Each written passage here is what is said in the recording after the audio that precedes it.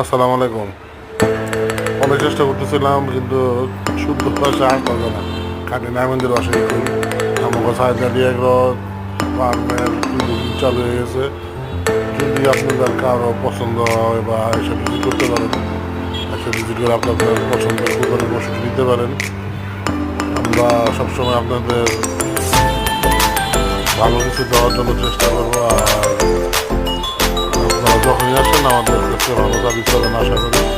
যদি কারো লাগে তাহলে আপনারা এটা দেখে আপনি নিতে পারেন।